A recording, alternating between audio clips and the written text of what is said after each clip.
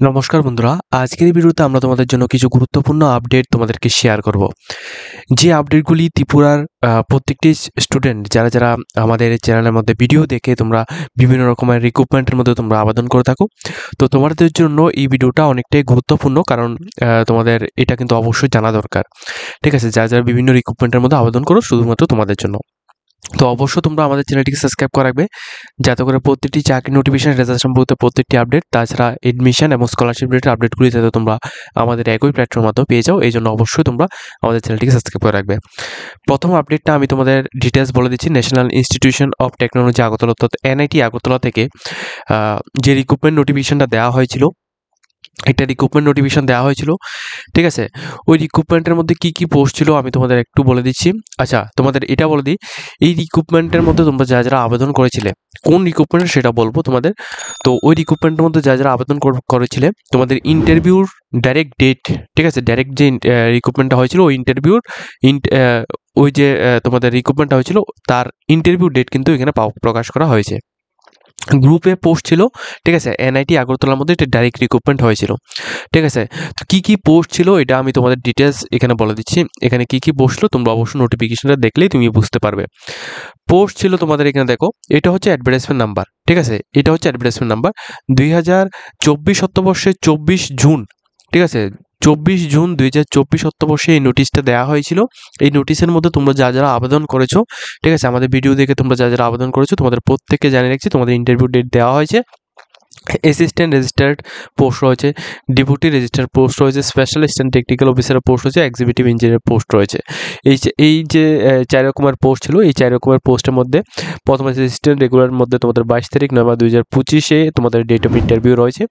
Deputy রেজিস্ট্রারের মধ্যে তোমাদের 23 তারিখ নভেম্বর 2025 ইন্টারভিউ রয়েছে।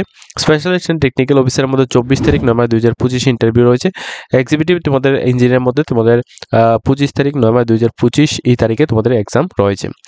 নাম্বার অফ ক্যান্ডিডেট এখানে অ্যাসিস্ট্যান্টের মধ্যে তোমাদের এখানে রয়েছে 15 জন এবং ডেপুটি রেজিস্ট্রারের মধ্যে তোমাদের রয়েছে 26 জন।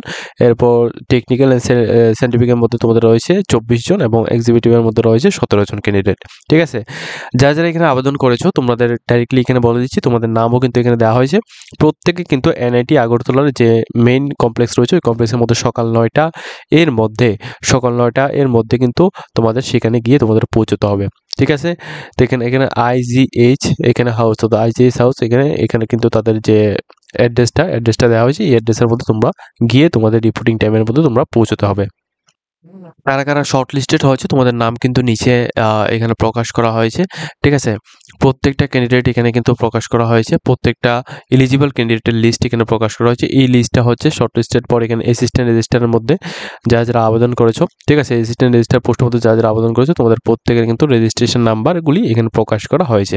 ঠিক আছে, তো এইভাবে কিন্তু তোমরা আমাদের ভিডিও ডেসক্রিপশনের মধ্যে ক্লিক করে তোমরা নোটিফিকেশানগুলি ডাউনলোড করবে। নোটিফিকেশান ডাউনলোড করে এখানে কিন্তু প্রত্যেকটা ডিটেলস দেওয়া আছে। ওকে, আর এর যে ইন্টারভিউটা রয়েছে, ইন্টারভিউটা কোথায় হবে আমি আবারও কিন্তু তোমাদের একবার বলে দিচ্ছি। এর ইন্টারভিউটা হবে হচ্ছে তোমাদের এখানে দেখো ইন্টারন্যাশনাল গেস্ট হাউস এনআইটি এর মধ্যে, অর্থাৎ এনআইটি আগরতলার মধ্যেই তোমাদের হবে। সকাল 9টা AM এর মধ্যে প্রত্যেক ক্যান্ডিডেটকে কিন্তু তোমাদের গিয়ে সেখানে পৌঁছতে হবে। প্লাস এখানে ইন্টারভিউ এবং ডকুমেন্টস ভেরিফিকেশন দুইটি কিন্তু হবে। অবশ্যই তোমরা প্রত্যেক ক্যান্ডিডেট কিন্তু এখানে ডকুমেন্টস নিয়ে যাবে। ঠিক আছে, এবং যারা অ্যাপ্লিকেশন করেছো তোমাদের যে টোকেন নাম্বার বা যেটাই দিয়েছে তোমরা কিন্তু অবশ্যই সেগুলো নিয়ে যাবে।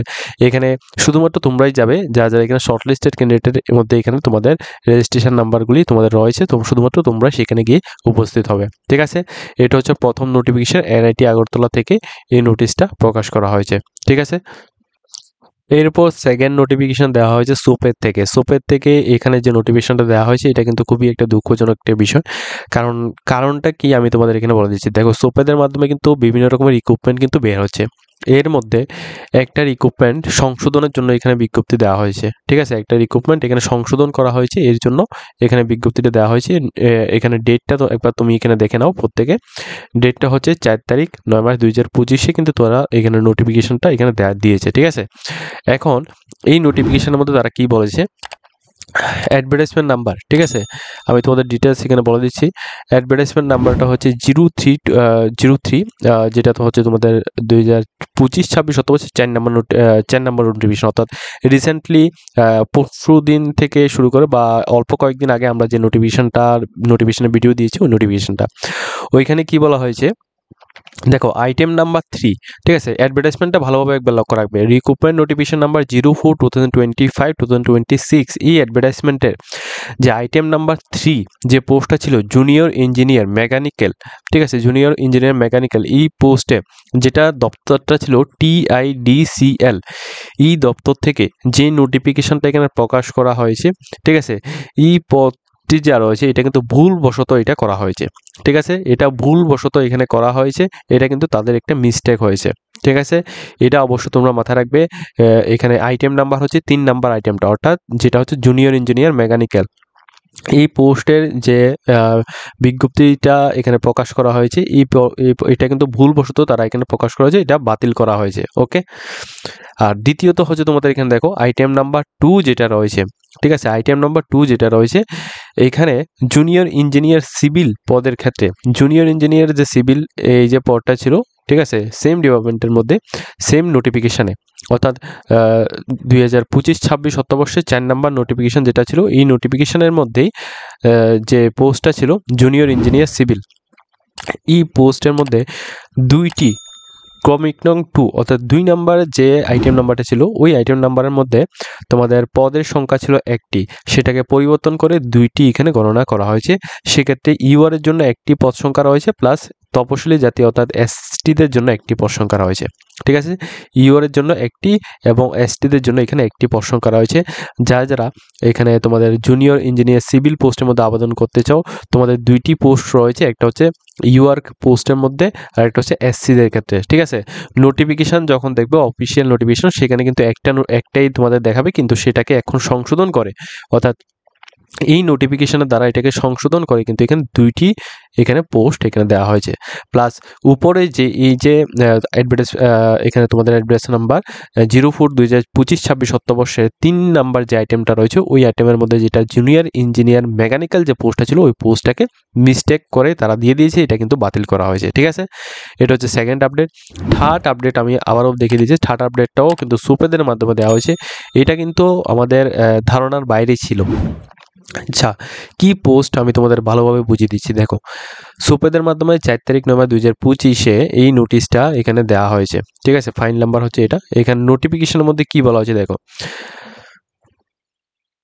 দেখো এই নোটিশের মধ্যে যেটা বলা হচ্ছে তোমাদের ত্রিপুরা সরকারের যে স্বাস্থ্য দপ্তর রয়েছে, ত্রিপুরা সরকারের স্বাস্থ্য এবং পরিবার কল্যাণ দপ্তর থেকে রিক্রুটমেন্ট নোটিফিকেশন নাম্বার, ঠিক আছে, এটা হচ্ছে তোমাদের এখানে ফাইল নাম্বার এবং ডেটটা হচ্ছে 30 তারিখ 8 মার্চ 2025-এ যে নোটিশটা প্রকাশ করা হয়েছিল ওই নোটিশের মধ্যে রিক্রুটমেন্ট নোটিফিকেশন নাম্বার যেটা তোমাদের সুপেদের মাধ্যমে করানো হয়েছিল 01/2025-2026 অর্থাৎ 2025-26 শতবর্ষের প্রথম নোটিফিকেশনের মধ্যে একটা পোস্ট ছিল, সেটা হচ্ছে ডেপুটি ডাইরেক্টর ফাইন্যান্স। এই পোস্টটা ছিল তোমাদের আইটেম নাম্বার 90 অর্থাৎ 90 নাম্বার, ঠিক আছে। রিক্রুটমেন্ট নোটিফিকেশন নাম্বার 01/2025-26 শতবর্ষের আইটেম নাম্বার 90 পোস্টটা ছিল তোমাদের এখানে দেখো ডেপুটি ডাইরেক্টর ফাইন্যান্স। এই পোস্টের মধ্যে তোমরা যারা আবেদন করেছিলে, ঠিক আছে, তোমরা যারা আবেদন করেছিলে এখানে কি বলা হচ্ছে দেখো, এখানে যেটা বলা হচ্ছে এই যে পদটি রয়েছে এই পদের জন্য যারা বিজ্ঞপ্তিটা দেখে তোমরা যারা আবেদনপত্র জমা করেছিলে 30/8/2025 এই তারিখে অফিসিয়াল মেমো অনুসারে এটাকে কিন্তু বাতিল করা হয়েছে, ঠিক আছে। এই যে পোস্টটা রয়েছে এটা কিন্তু অফিসিয়াল মেমো অনুসারে তারা কিন্তু এখানে বাতিল করেছে, ঠিক আছে। তো যে সমস্ত প্রার্থীরা যে সমস্ত ক্যান্ডিডেটরা তোমরা এখানে অ্যাপ্লিকেশন ফিস জমা করেছো বা অ্যাপ্লিকেশনের জন্য তোমরা এখানে ফর্ম দিয়েছো, ঠিক আছে, অনলাইনের মাধ্যমে আবেদন করেছো, তোমরা কিন্তু প্রত্যেকে কিন্তু এখানে 200 টাকা অ্যাপ্লিকেশন ফিস আবার কেউ কিন্তু এখানে 234 টাকা অ্যাপ্লিকেশন ফিস জমা করেছো। এই যে তুমি এখানে পেমেন্টটা জমা করেছো এটার তোমাদের পুরো স্ক্রিনশট বা তোমাদের যে স্লিপটা রয়েছে ওই স্লিপটা এর সাথে কিন্তু তোমাদের আবেদনকারীর নাম, ব্যাংক ডিটেলস এবং ব্যাংকের শাখা, এই যে ফর্মটা রয়েছে এই ফর্মটাকে ফিল আপ করতে হবে।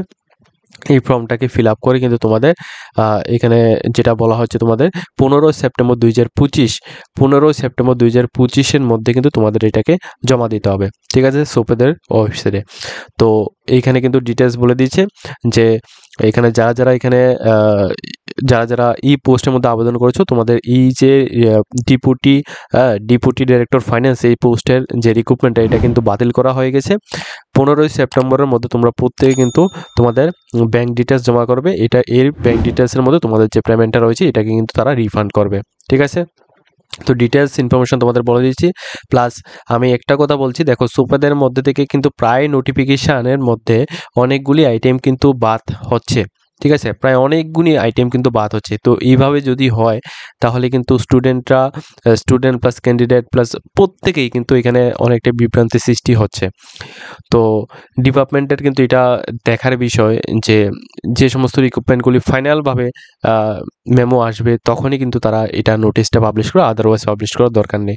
ফার্স্ট একবার এখানে নোটিশ দেবে, এরপর সার্ভার ইস্যু হবে, এরপর স্টুডেন্টরা আবার এখানে অ্যাপ্লিকেশন ফর্ম জমা করবে, এরপর আবার ডকুমেন্টস আপলোড করতে হবে, আবার নতুনভাবে ডেট দেওয়া হবে, আবার এখানে তোমাদের কিছু রিক্রুটমেন্ট ক্যান্সেল হয়ে যায়, আর তখন আবার এই রিক্রুটমেন্টগুলির জন্য তোমাদের পেমেন্টের যে পেমেন্টটা নেওয়ার জন্য আবার অফিসে এসে এখানে তোমাদের যে আবার নতুন করে একটা ফর্ম সাবমিট করতে হয়। এই যে প্রক্রিয়াগুলি রয়েছে এই প্রক্রিয়াগুলি চেঞ্জ করতে হবে, আদারওয়াইজ কিন্তু স্টুডেন্ট যারা রয়েছে বা আমাদের মতো যে সমস্ত ক্যান্ডিডেটরা রয়েছে তোমরা কিন্তু এগুলির মধ্যে আবেদন করলে কোনো রকম তোমরা হেল্প কিন্তু না আমাদের থ্রুতে পাবে বা কোনো ডিপার্টমেন্টের থ্রুতে পাবে। তো এই গাফিলতিটা কিন্তু একটু সবার কিন্তু একটু দেখা দরকার। এটা নিয়ে আমরা প্রায় এটাকে দেখছি যে সোপেদের এই নোটিফিকেশনগুলি যখনই বের হয়, ঠিক আছে, অনেকগুলি নোটিফিকেশান একসাথে বের করা হয়, এরপরে পরবর্তী সময় একটা একটা করে অনেক নোটিফিকেশান এখানে বাতিল করা হচ্ছে। আমরা প্রায় এই যে প্রসেসটা রয়েছে এটা আমরা দেখছি। তো এটা কিন্তু একেবারেই ঠিক নয়। তো তোমরা যদি চাও এখানে সোপেদের সাথে তোমরা অবশ্যই এই সমস্ত বিষয়গুলো নিয়ে তোমরা কথা বলতে পারো, ঠিক আছে। এটা আমি জাস্ট তোমাদেরকে মনে করে দিচ্ছি, কারণ এটা কিন্তু প্রায় আমরা এখানে দেখছি যে এইরকমভাবে কিন্তু স্টুডেন্টরা অনেক ক্ষেত্রে এখানে হেনস্থা হচ্ছে। তো আজকের মতো আমরা ভিডিওর মধ্যে এতটুকুই রাখলাম। তো যদি তোমাদের ভিডিওটা দেখে কিছুটা হেল্পফুল হয়ে থাকে অবশ্যই আমাদের চ্যানেলটিকে সাবস্ক্রাইব করে পাশে থাকবে।